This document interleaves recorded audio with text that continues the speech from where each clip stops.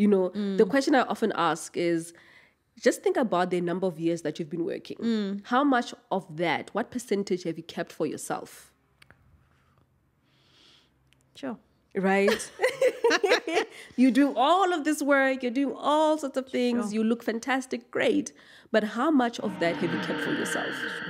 Hello, Wisdom and Wellness family. Thank you so much for joining this week's episode. As I mentioned in my editor's note, we are officially in the second half of the year. And one of those things I want us to look at is our finances. It is one of our core pillars. And I've got someone special today who was one of the first people I actually interviewed when I started out.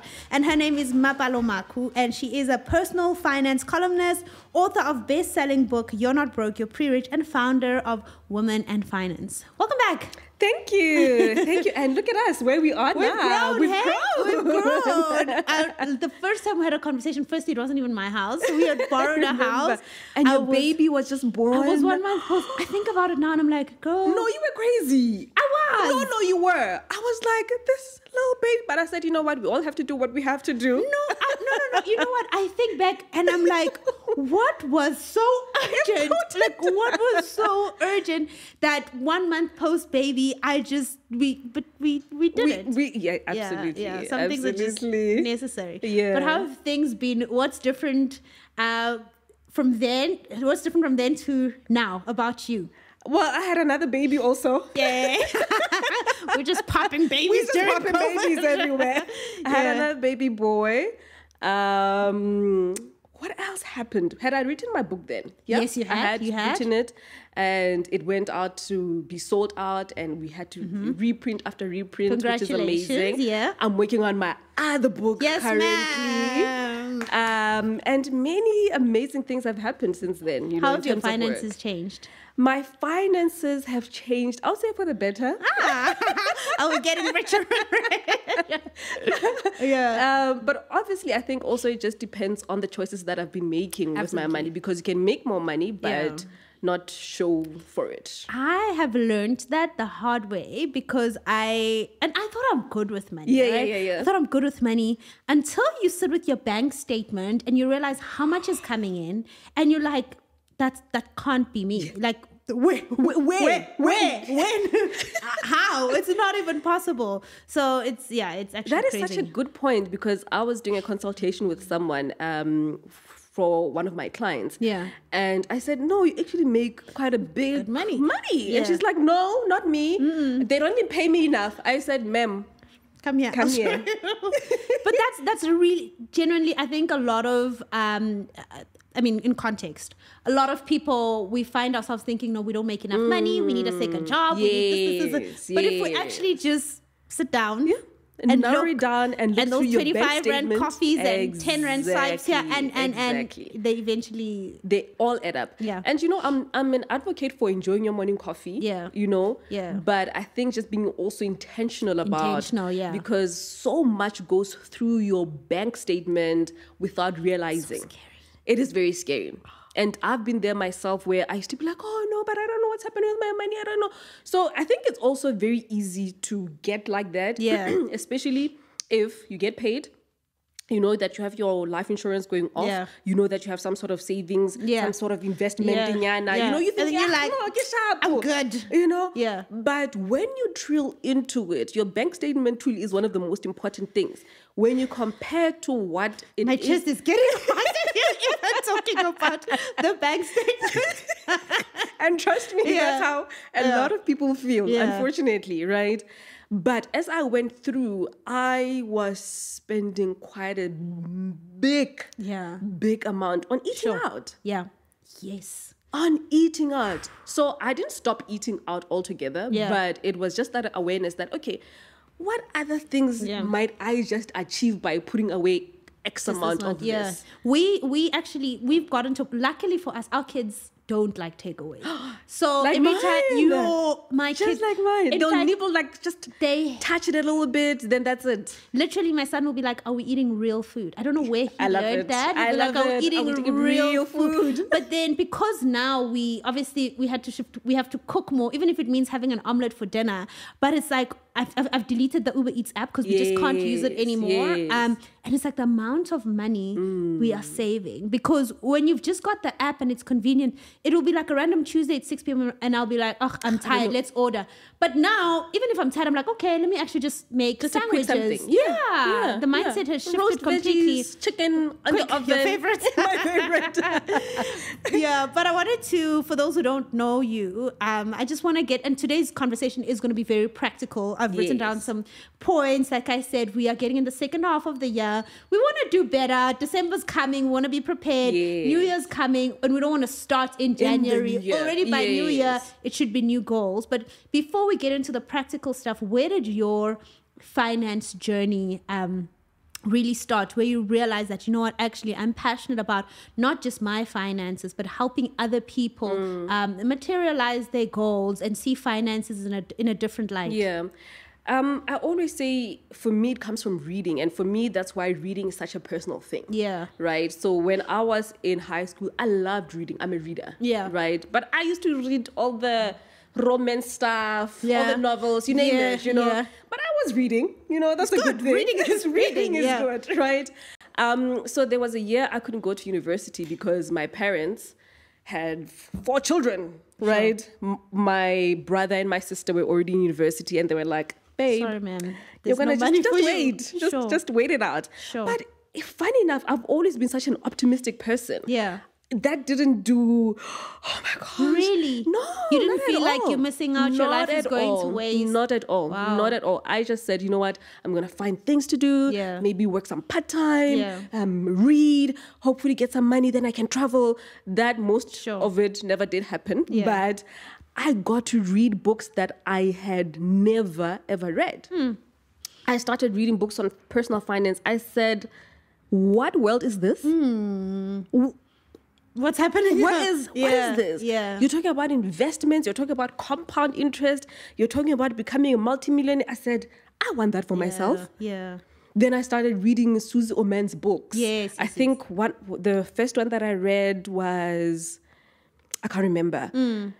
But I remember just thinking to myself, I want to be the Susie Oman of Africa. Sure. Then, from wanting to study copywriting in Grahamstown, I changed, I applied to do a BCom finance. I got accepted. And that's how but the thing is, even while I was studying, I just had this goal that, you know what, this is what I want to do. So that year when you weren't going to school, you spent that year reading. Reading. I read so many books. Sure. I mean, even now I see some of the books are becoming popular. I'm like, I read that years ago. Yeah. But it's always a nice refresher also to go back even to the books that you've read before. Yeah. And I think also you grow as a human being. And you relate so much more differently, Yeah, you know. There are some books then didn't quite make sense, but now Yeah. I'm like, course.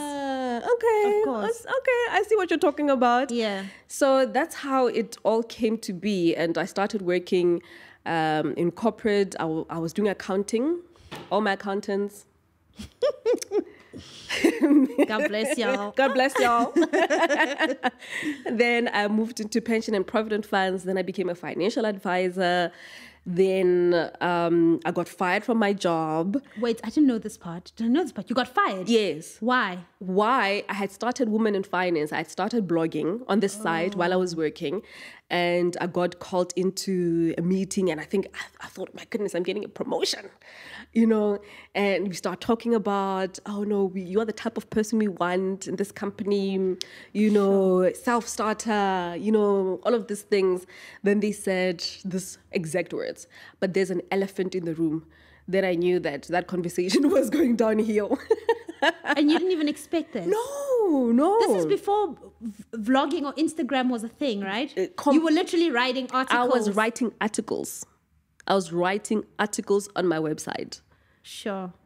And then I just knew that, okay, this conversation is going downhill. And they told me that, no, we want everyone to sort of communicate the same message, conflict of interest. But I said, I'm not selling product. I'm literally just writing articles to make personal finance easier for everyone. For people, yeah. But one of the things that I had noticed when we were doing our roadshows to explain people's pension and provident funds and what's in there, normally we do a Q&A at the end of the presentation, but lo and behold, every time afterwards, women specifically would come to me and say, Mapalo, what did you mean by? Then I was like, hey man, can't you what language are we? The jargon is just not landing. Yeah, it's just too complicated. Exactly. Complicated, overwhelming, intimidating. Like it's just too much. Yes. You almost feel like, this is not for me. This is not for me, it's for someone else. Right? Yeah. So that's when I started blogging. Sure. That truly was just why I started blogging. Then I remember I told some marketing guy at work. Then I was like, no, you know what? There's this lady who does exactly what you want to do. Maya Fisher French. Right? And I was like, Maya, I've never heard of her. This is like 2014, 2015. I Googled Maya. I was like, oh my gosh, there's the South African version of what I am looking for. And you've worked with her now, right? I work with Maya. You work with Maya. I work with Maya. Yeah. I work with Maya, and it's such a blessing having her so close to me. You know, she is one of the most brilliant people I know when it comes to personal finance. She's thorough. She does her research. She is so well, like her knowledge is just incredible. You know, even as I'm navigating my career, she's someone I talk to and say, hey, Maya, what's happening here? How do I do this? You know, so she's been so instrumental, and just even that association with her, I know for sure that it has done something for my name in the industry. Sure. So that has been really, really incredible. When you look back at that moment of getting fired, what was almost your feelings then and your perspective then versus your perspective now? Like I said, I'm such a ridiculously optimistic person. So even then you were optimistic. You're it's working out for my good.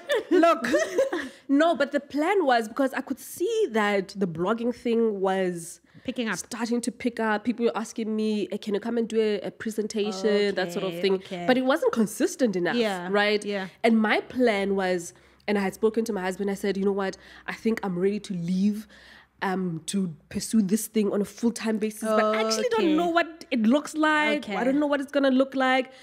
So I call it God kicking you out. Right? Yep.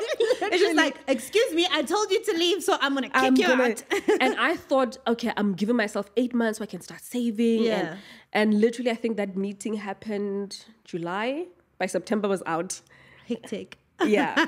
So I didn't have the savings that the people say, oh no, when you leave, 3 months, make sure that you have 3 months. I had not have none of that. Sure. And your perspective now, when you look back, what do you think that time was teaching you? What was it teaching me? Just trust the timing. Whatever it is, it's okay. Whether it's uncomfortable, whether it's good, just trust that God has you in the palm of his hand, and he's making sure that you reach where he wants you to go. Sure. God has you in the palm of your hands. Always. Yeah. Even sometimes you're just like, what is happening?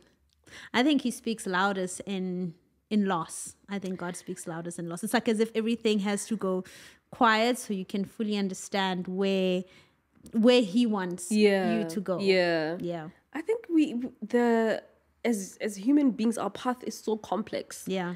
And we want answers right now. We want it to be like straight and this is how it's going to go. Yes, but it's like, by this age, I would have done this and all of these things.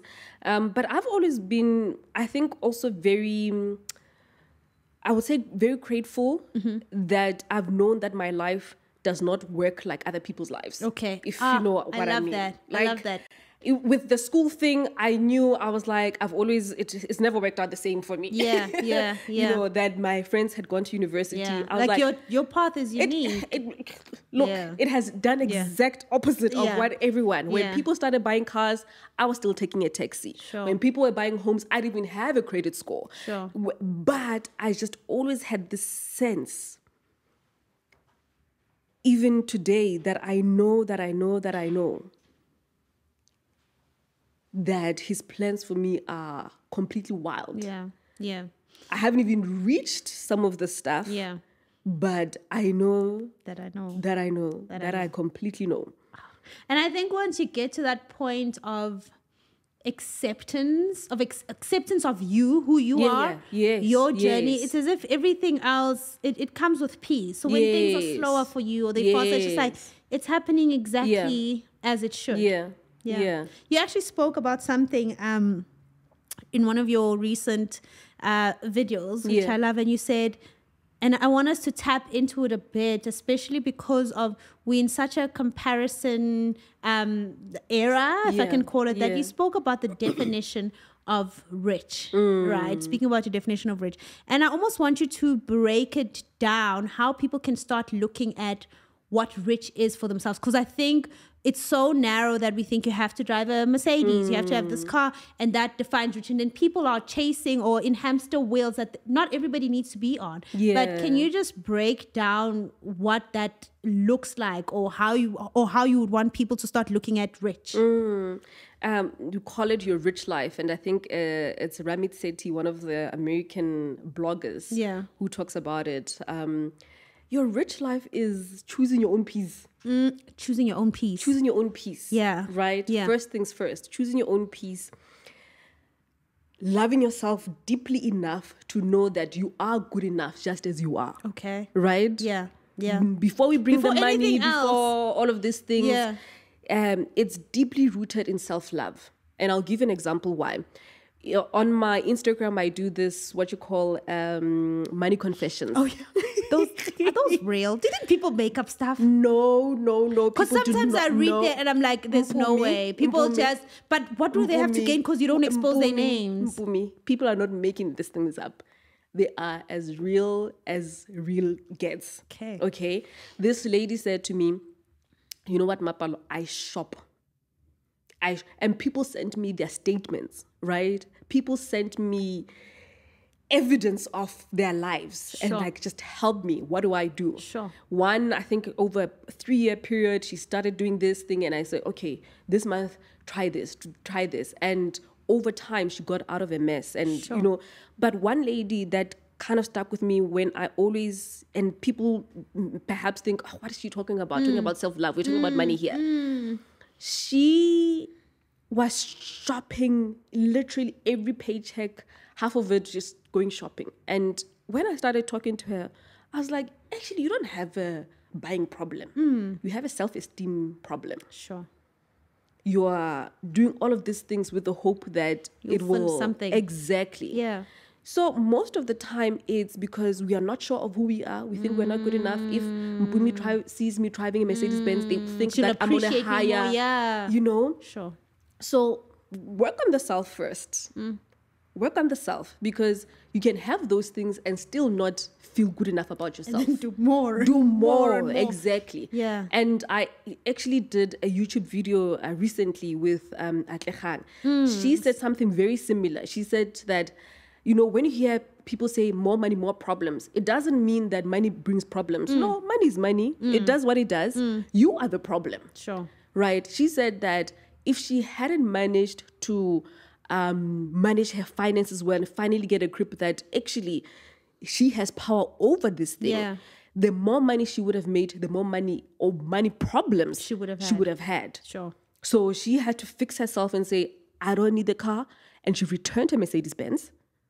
Right. Was she going through something? I haven't watched the video yet. Was she going through, was it a financial thing, or she just kind of came to that realization that actually? So it was more like, when you're young, you have money, you don't have responsibilities, just start taking off all these things. Got you. And she was like, I actually didn't need this Mercedes-Benz. And there's nothing wrong with a Mercedes-Benz. There's nothing wrong with a BMW. There's nothing wrong with a massive house. Nothing at all. But your rich life goes back to knowledge of self, love of self, then defining what the rich life looks like for you. For you personally. Right? And I always give an example of myself. What is my rich life? My rich life is holidays with my family, experiences with my family. When I bought my car, remember when I met, we had one car in the house. I remember you said it. I was like, what? What do you mean? We had one car in the house.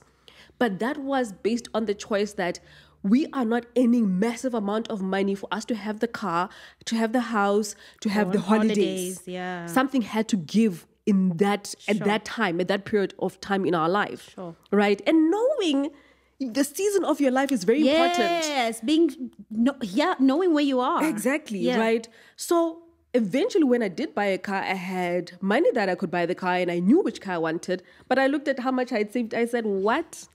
Give it to who? I said, oh, no. It's not my portion in life. It's not my portion in life. Yeah. I bought my car cash. It's a second-hand car. Sure. Good car. And I saved all of the other money. Right? But it went back to, what do I want for myself? For you, yeah. What actually makes me happy? I said, as long as I still have to look at the opportunity cost to say, okay, am I spending my money this way? Is that going to give me the maximum amount of happiness for the longest period? Sure. Right? Sure. Because something you can buy and it gives you that red ribbon. It's just like, oh my gosh, you're dancing, you're cutting ribbons. All of that. And then it's done. Then it's done. That feeling goes away. Yeah. But what gives me more pleasure? Being able to say, okay, you know what? I'm tired. And I'll give you an example. And I gave this example. Last year, I was completely depleted. Bumi. When I spoke about it, I think all of us experienced some sort of. There was some. No, there was something in the air. I think it was COVID fatigue, because during COVID we were like pushing, just trying to survive. Hard. And then last year we like. Exactly. And in December, I just remember telling my PA, I want to do nothing. My kids closed schools, and I packed my laptop. I said, whatever you need from me, you are not going to get. Sure. And I opened when schools opened. So I went on school holidays. Welcome back. The world continued. Yeah. And I continued. But again, it goes back to what is my priority. And I'm not against, what do you call it? Brand names. Yeah. I'm definitely not against that. And I think there will come a time where it's not a big deal to me and I can buy it. Yeah. But right now, I'm still at a place where, okay, this or that. Yeah. This or that. Yeah. And make those decisions based on your fulfillment. And I think it's important to say that, because I think even when you do make lots of money, it's important that we mention, I have a lot of young people and a lot of people starting in their careers, that there is a sacrifice. And I think we think that you can have everything all at once at 29, and it's like, no, there's actually some sacrifices. Yes, maybe absolutely. I have a grand holiday because I don't buy clothes, or we have I didn't do the birthday soiree. I didn't do the birthday things. Yeah, we were actually thinking of my birthday next, and I'm like, it's my 30th, but actually I don't want to party. I want to travel. I want to travel. But it's like those sacrifices, no one will tell you on Instagram that, I'm on holiday because I didn't do this or I saved this. And people think, no, and people start feeling very bad about themselves. Like, oh my gosh, why can't I go here? Yeah. Why can't I fly first class like everybody else is? And I've heard this language a lot when I speak to people, when they say, oh, everyone is in Europe now. I'm saying, everyone. Sure.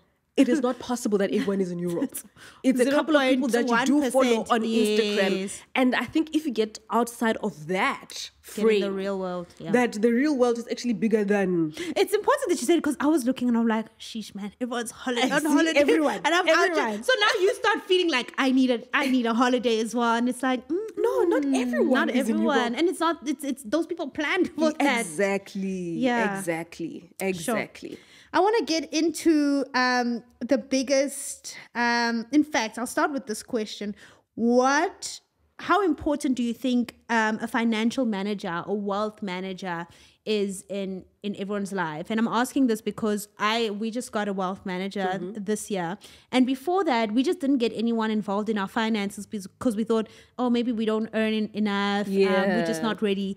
But when we sit down, we realize that, actually you can do this at any time. So I want us to unpack that just a little bit, how important it is to get a financial or wealth manager or just someone to help you plan your money. Do you know there's a saying in my language? I hope I'm going to say it right.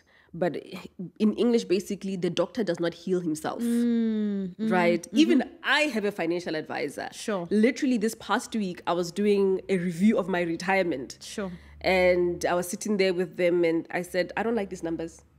I don't like what you're showing me. I'm already contributing towards my retirement. Yeah. I'm already doing all sorts of things. But they said, for the lifestyle that you want at retirement, It's not giving. it's not the make numbers. It's not make So I know about personal finance. I know about the products that are available. I know about the solutions that are available. And yet I still want someone who can have a different eye and different view of my situation. Yeah. And be completely practical, because when it comes to us and our money, there are many things we tell ourselves, right? And you should have a financial advisor, financial planner from any age. Yeah. And I think the earlier you do it, the better it is for you. Yeah. Right? Yeah. I was telling you, I have one of my clients, and we're doing like a money boot camp for them. Yeah.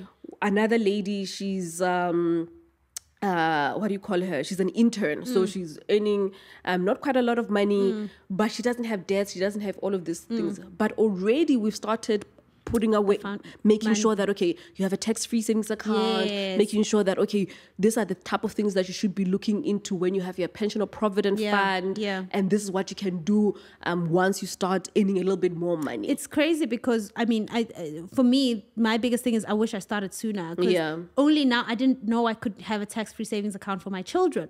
So now I learned about it and how much my kids are going to have by the time they're 18. See? And I'm That's like, very what? exciting stuff. Why didn't I do this while I was pregnant? Yeah, continue. So it's you definitely need a financial planner. Yeah. Right. And I know they've gotten a very bad rep previously, but people are doing the right things now. The industry is changing. There's more regulation. And I think also the power that people are getting to have, realizing that actually I need to be looking at my finances. Yes. I need to. It's not their responsibility. Exactly. So it's not just, you don't just throw away the responsibility on someone. Yeah. You also have to educate yourself about personal finance, about the ins and outs, so that you have the right questions. Yeah. Or at least you have some sort of knowledge of what you should be looking at. Yeah. Right? But I think a financial advisor is critical. Yeah.